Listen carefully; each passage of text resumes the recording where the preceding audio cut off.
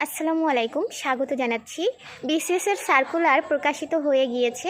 কিছুদিন পর নিবন্ধনের সার্কুলার প্রকাশিত হবে, এরপর প্রাইমারির সার্কুলার প্রকাশিত হবে। একটার পর একটা সার্কুলার আসতেই থাকবে।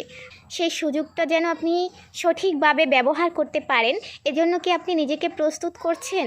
যে কোনো পরীক্ষার জন্য সেই পরীক্ষার প্রশ্ন সম্পর্কে, সিলেবাস সম্পর্কে ধারণা রাখা অনেক বেশি জরুরি। প্রশ্ন সম্পর্কে ধারণা পেতে অবশ্যই একটা জব সলিউশন ফলো করা উচিত।